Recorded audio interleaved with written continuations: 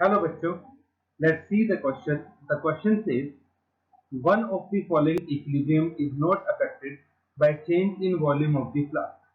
Option A, PCl5 gas equilibrium with PCl3 gas plus Cl2 gas. Option B, N2 gas plus 3H2 gas equilibrium with 2NH3 gas. Option C, N2 gas plus O2 equilibrium with 2NO gas. Option D, SO2 Cl2 gas equilibrium with SO2 gas plus Cl2 gas.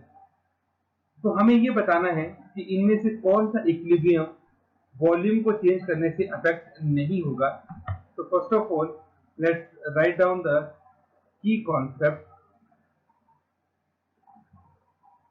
which is Le Chatelier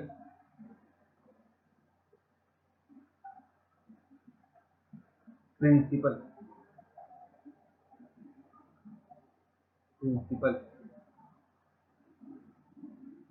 इसको use करके हम इस question को solve करने की कोशिश करेंगे. If we increase volume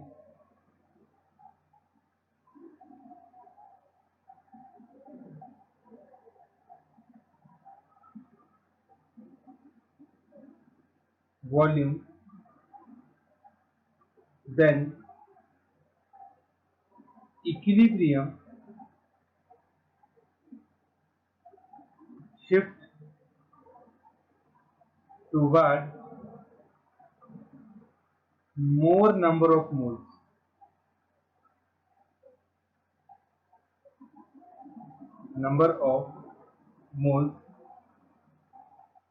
And vice versa.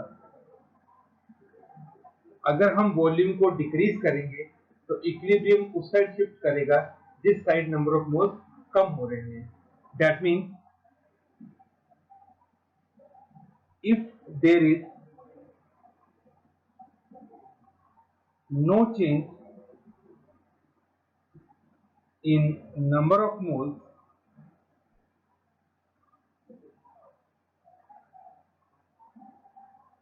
equilibrium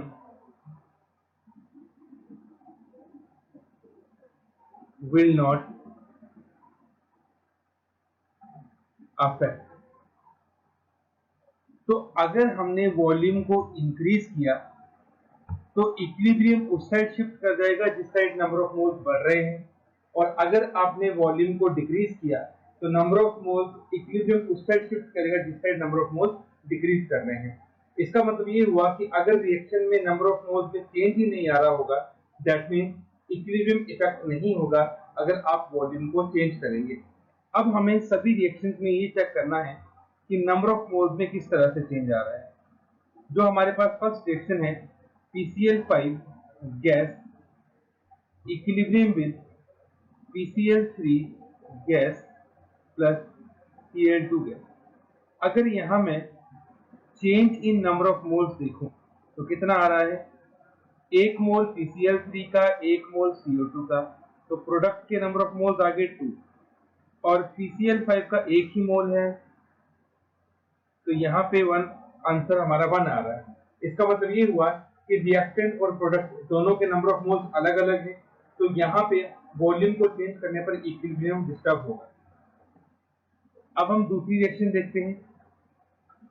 N2 plus 3H2 equilibrium with 2NH3. इस रिएक्शन में जो डेल्टा N हमारे पास होगा, प्रोडक्ट में नंबर ऑफ मोल्स आप देख सकते हैं 2 है, और रिएक्टेंट में 3 plus 1 टोटल 4 है. तो यहाँ भी आपका जो डेल्टा N है वो 0 नहीं है, मतलब प्रोडक्ट और रिएक्टेंट के नंबर ऑफ मोल्स अलग अलग है. तो इस रिएक्शन में भी इक्विलिब्रियम डिस्टर्ब होगा जब आप वॉल्यूम को चेंज करोगे. बात करते हैं थर्ड रिएक्शन की.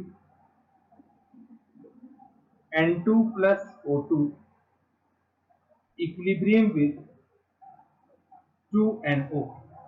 यहां पे आप देखिए प्रोडक्ट में नंबर ऑफ मोल्स 2 है, माइनस रिएक्टेंट में 1 मोल O2, 1 मोल N2, टोटल मोल्स 2, तो नंबर ऑफ मोल्स कितने हैं, डेल्टा N कितना आ गया 0.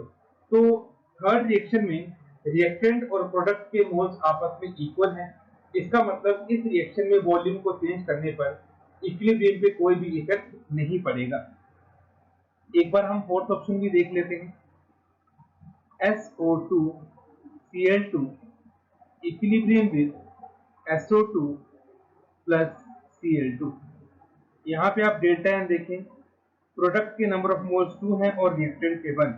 तो यहाँ पे भी आपके पास रिएक्टेंट और प्रोडक्ट में नंबर ऑफ मोल्स अलग अलग हैं। तो फर्स्ट, सेकंड और फोर्थ तीनों ही रिएक्शन में वॉल्यूम को चेंज करने पर रिएक्शन या तो फॉरवर्ड जाएगी या फिर बैकवर्ड, और वो किस तरफ जाएगी वो मैंने की कॉन्सेप्ट में लिख दिया है।